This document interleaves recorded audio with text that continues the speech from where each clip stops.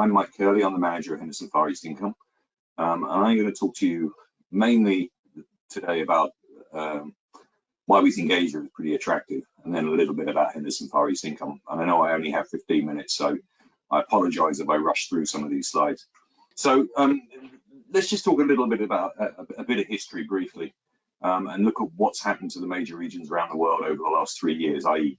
through the COVID period. And then try and explain why Asia has done so poorly relative to other regions, despite the fact that actually Asia did better through COVID than most. And I think that the real reason is, Asia's the orange bar on this chart. And I think the real reason is that Asia tends to do well when global growth is accelerating, earnings are accelerating, dividends are accelerating, and Asian growth looks better than the rest of the world.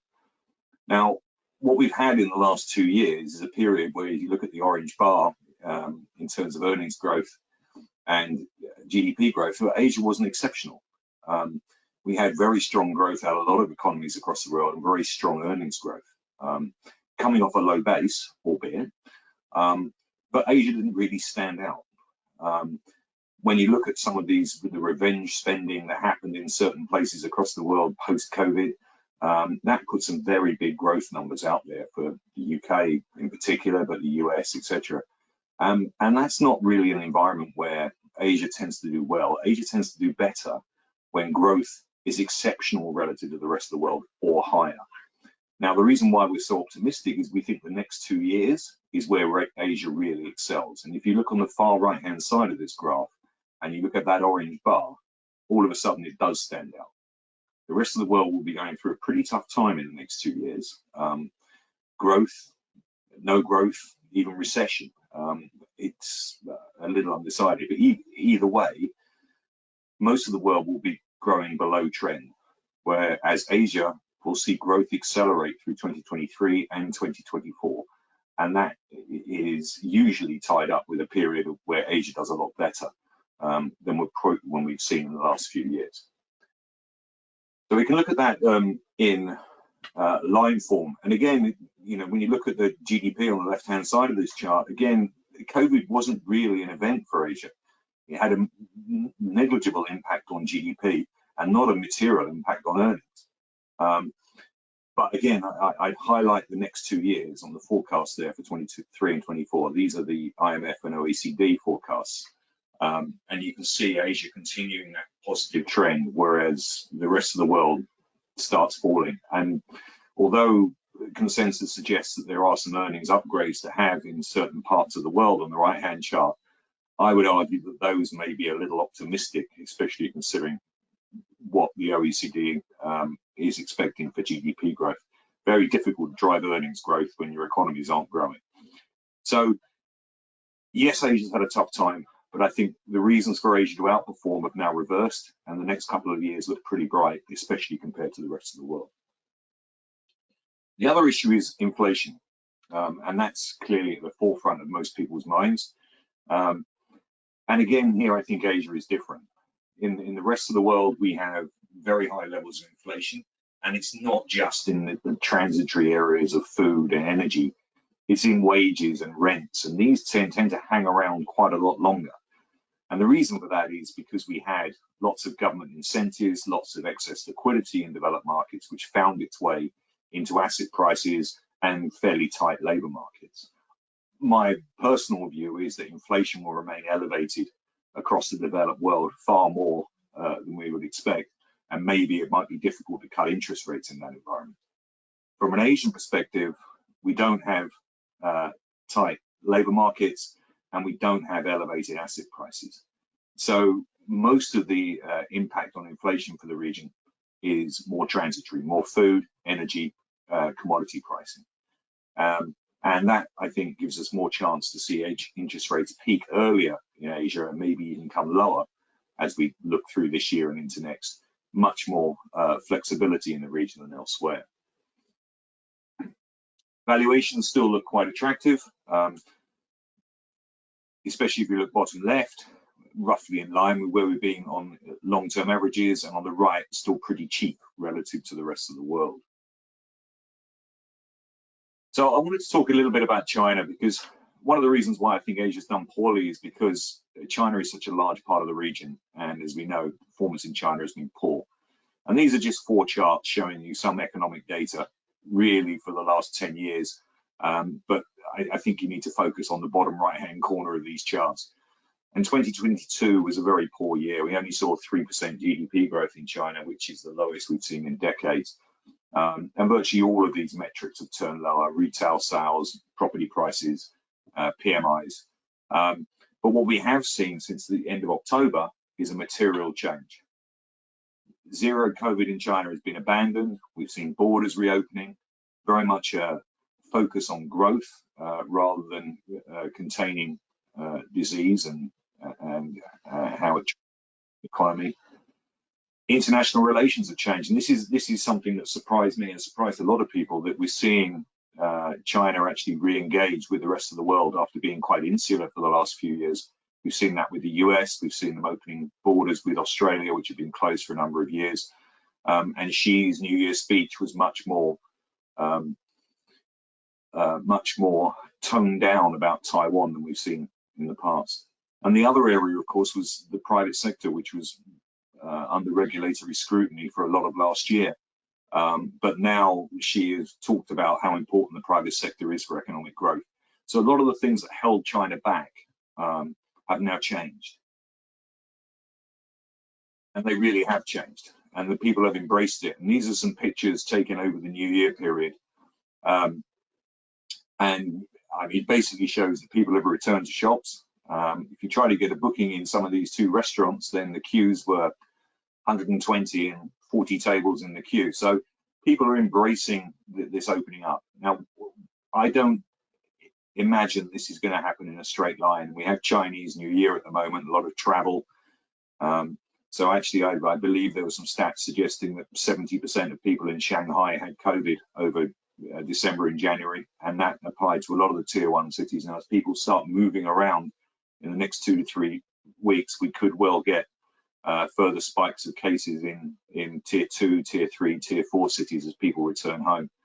So I don't expect China to leap forward in this quarter. I think you'll see COVID constraints on manufacturing, people being not very well, etc., not going to work. But as we get into Q2, then I think we're much more optimistic. The weather improves, herd immunity should start kicking in, and that's when I think really China's growth starts accelerating. In fact, I've seen forecasts suggesting that we're going to see 10% GDP growth in the second quarter of this year, which, if you compare that with what's likely to be happening in the US, UK, and Europe at the same point, then the difference is going to be marked.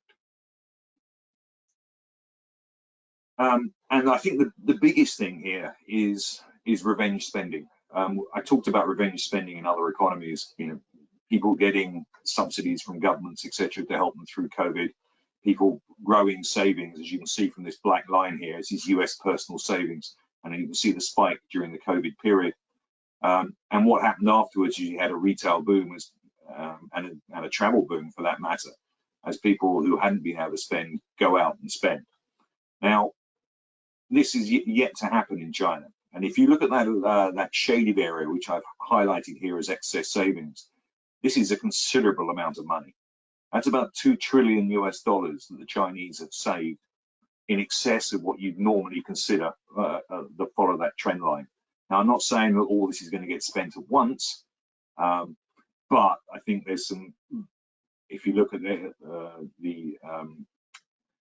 what's happened elsewhere, then there's a very strong chance that some of this money is going to find itself probably into the domestic economy, which will help consumption, it will help services, will help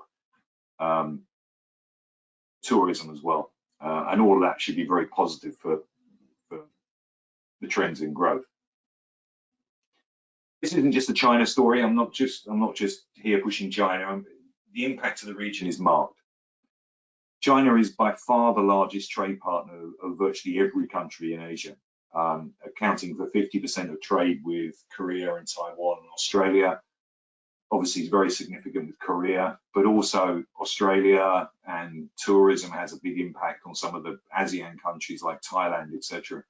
So this is a positive impact for the region as a whole. And if China grows, I think the estimates are somewhere between 5 and 6% GDP growth this year, then that will have a knock-on effect to the rest of the region, which is why when I showed you those GDP charts earlier, that was for the region as a whole. We see escalating growth, GDP growth for the Asia Pacific region through the next 2 years. The other thing which I think which is interesting is that the last point I got on this slide, which is portfolio allocation. I think a lot of people haven't allocated money to Asia, mainly because how disappointing China's been. And China represents anywhere between 30 and 50% of indices, depending if you're talking about Asia Pacific or emerging markets. I think if China starts improving, then obviously we can start getting flows back to the region. Flows have been negative for the last 2 years.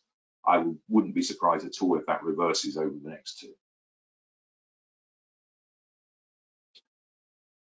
So what does that mean for dividends? Well, this is a chart that just shows how sustainable Asia's dividends have been. The dividend track record is actually very solid, to the surprise of many. And actually the forecast, again, this is not our numbers, these are consensus numbers, is that actually 63% of companies will be raising dividends in 2023. And that's obviously quite important, especially when what I talked about earlier, is we have to worry maybe about the sustainability of dividends and earnings in Western markets, considering how low growth is likely to be over the next 2 years. Asia's the complete reverse. Almost two-thirds of companies expected to raise dividends, and very few, 10, 12%, expected to cut dividends. That could be markedly different, again, from what we're seeing elsewhere. So just in the last few minutes, just to talk a little bit about Henderson Far East. So we are obviously Far East income. Dividends are really important to us, and we look for companies that are paying high and sustainable yields, but also companies that will grow those dividends over time. I think it's really important as an income investor. You want 2 things. First of all, you want your dividends to be sustainable, and the second thing is you want those dividends to grow. Now with Asia, I think you have a greater chance of sustainability considering the underlying growth profile compared to the rest of the world. And because of that growth profile, you've got a better chance of growing that dividend. Whether we'll be able to grow it above inflation is a little bit more difficult to forecast, but I'd like to think over time that the dividend growth in Asia would exceed inflation, giving you positive real dividend growth over time. We have a current dividend yield of about 8.5%. That was at the end of December. It's a little bit lower now because we've had a pretty positive start to the year in terms of capital performance. We traded a slight premium, and we've been issuing shares because demand, especially from the retail sector, has been incredibly strong. These are just some numbers on discrete performance, which I'll leave there for a second or 2 for you to digest, but I would say these are only up to the end of December, and January has been a good start to the year for Asia in particular. Our dividend track history, we're very proud of the fact that we've grown the dividend every year since 2007, so that's 15 years worth of dividend growth. As you can see there, the compound annual growth rate exceeds the level for the index as a whole, and some way ahead of the FTSE 100. And we have almost half a year's worth of dividend reserve should times get tricky in the years ahead. So the key themes that run through the portfolio, we are very positive on materials. And I know you're going to hear about materials later on in this in these presentations. And we're also positive on energy. And this, to be honest, is only partly about demand. We think obviously China recovering is very positive for the materials and energy sector. I wouldn't be surprised to see oil prices higher as we go through this year, despite the fact that we have slower growth elsewhere, because China is so prominent in the demand scenario in a lot of these energies and commodities. But it's also about the fact there's been a lack of investment, whether it's materials or energy. People haven't been digging holes. There's been no material finds of any major ores now for a number of years. And with the new areas of demand for things like nickel and copper for green demand, whether it's electric vehicles or national grid upgrades and trying to integrate new energy like wind and solar into a grid is very copper intensive. We like financials, not just banks. It's not just an interest rate story. As I say, I think interest rates in Asia are pretty close to peaking, but we are getting close to a normal credit cycle, i.e. we will see growth, we will see demand for credit, and banks and other financials, we particularly like insurance and brokerages, etc., which would benefit from liquidity moving towards the financial sector. We like telcos. They provide the backbone of the yield we generate in the portfolio. Broadband upgrades, we all know how important broadband is working from home. The Asians are no different. Everyone's upgrading their broadband services and speeds, and the telcos are making money from this. And the final part is China reopening. We don't think the excess savings in China goes into property. There's too much uncertainty and worries about liquidity in the property market in China. So it's not going to be like here, where property prices went up through COVID as people use those excess savings to put into physical assets. We don't think it's really going to be too much into fixed asset investment, because there's quite a lot of oversupply already. We think most of the money when China reopens will be spent on consumer related items, will be travel as well, service sectors, and I've just highlighted some of the companies we own in the portfolio which have exposure to that. Just one small chart, and this is the reason why we like energy and materials. And this chart on the left hand side just looks at the capital expenditure of the major oil companies relative to the oil price. So the line there is the oil price and the dark blue is the capital expenditure. And what usually happens during a normal cycle for oil is the oil price goes up and everyone digs more wells, and eventually you get oversupply and the price comes down. Now this time is different for lots of different reasons. Russia is part of that, but also ESG concerns, etc., and the move towards alternative energy sources. The oil majors aren't investing as much in their traditional businesses as they used to. So as a result, the oil price goes up and we've got no supply response. That, I think, keeps oil prices elevated. And the same thing with copper, lithium, and in this case cobalt, so the battery materials, electric vehicles, etc., etc. This is a chart which just looks at the Paris Agreement and what we need to achieve with new energy and what that means for metal demand. This is from the IEA. And basically, the red line is the demand under that scenario. The darker blue area is the current level of production, and the lighter blue area is planned production. And considering it takes 15 years from start to finish to bring on a new copper mine, I think there's going to be a shortage of these key materials for a number of years, and the companies that own these will benefit from it.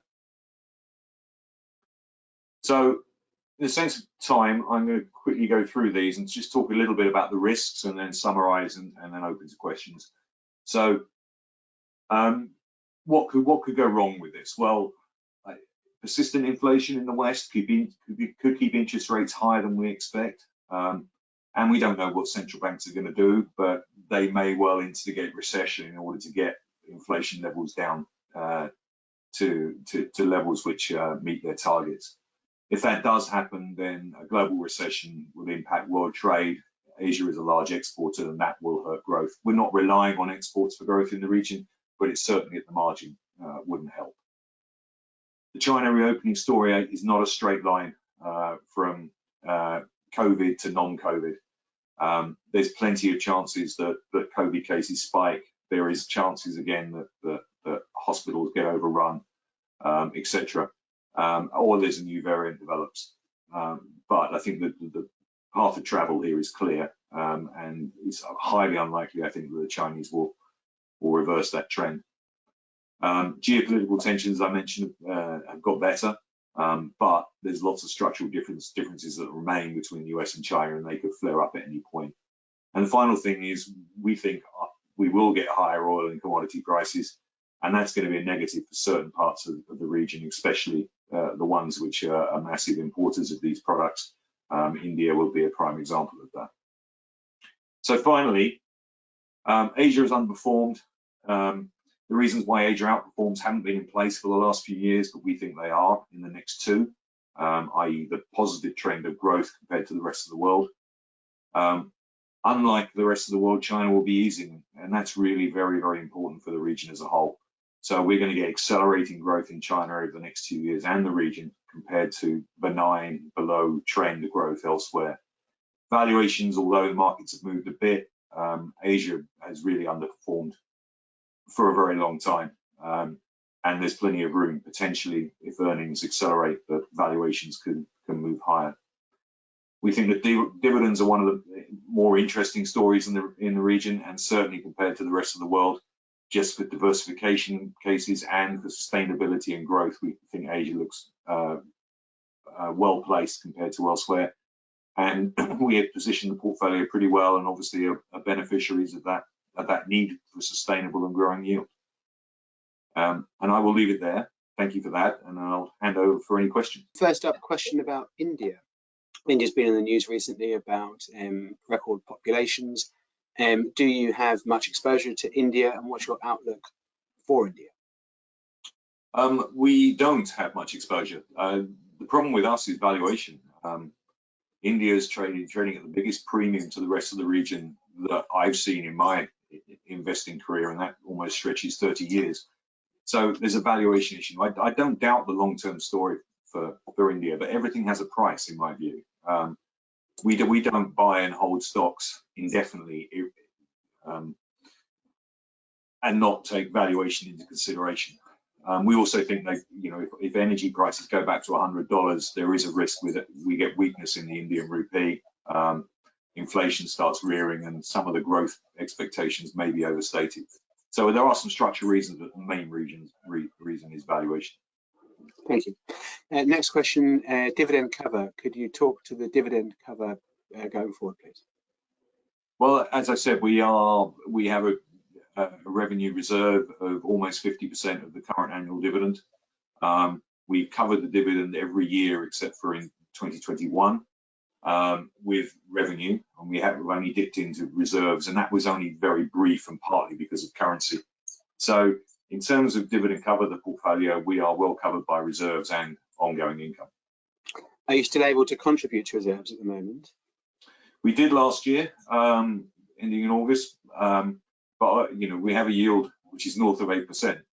So we aren't putting too much to reserves at the moment, and obviously if we issue shares as well, it means that we have to pay out more income to more shareholders over time, which probably dilutes the reserve a little bit. Questions about China, and I think I reflected over Christmas. I think when you first saw China opening up, and depending on where you looked, which media you looked at, some pictures showed China empty, some pictures showed China busy. How do you get kind of information on the ground, accurate information? Do you have teams out there? Do you go? You seem to get a lot of contradictory messages here. How do you cut through that? Well, to be honest, it's been difficult because the borders in China haven't been open, so none of us could travel. And our agent team are based in Singapore, although some of them are Chinese nationals, some of them haven't been home for 3 years. But our analyst is in China now. He's spending 3 weeks traveling around China. So, and the reports we're being sent back are that there is a big sea change in attitude. People are nervous, people are cautious, understandably, and there is a reluctance for older people to go out and maybe to socialize in indoor spaces or crowded spaces. So we're not back to where we were, certainly, but we're pretty confident that the trends now are pretty much in place. It will be slow, gradual recovery, but the potential, as I showed in those charts earlier, is quite massive. Another question about China.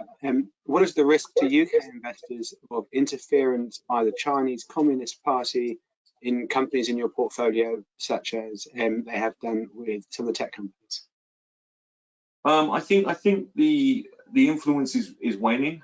I mentioned in the presentation that the Chinese government were worried about the influence of the tech space, how big it had become, and whether it impinged on some of the roles of the Communist Party. I think it's important when you invest in China to understand what you're investing in. It is a command state. the Chinese Communist Party are there really in order for them to stay in power, and they will do anything they need to do so. Companies are allowed to make money. Investors are allowed to make money. People are allowed to make money. But when that starts impinging on either the rule of the Communist Party or at the expense of the population in general, which again is what we talk, the regulation came in with some of these commerce companies, etc., because they were taking away the competitive edge within the market. So the Chinese government came in and made it pretty clear what the regulations were. But now the rules have been set, and they've emphasized how important it is for the private sector to continue to grow. You've got to remember with China that we have, what, 17% youth unemployment, and the youth don't want to work for steel companies. They want to work for internet companies. So in order for unemployment to fall, the economy to grow, then the private sector needs to thrive, and I think the Chinese government realized that. Mike, thank you very much. We are now out of time. So thank you very much for your presentation. Thank you.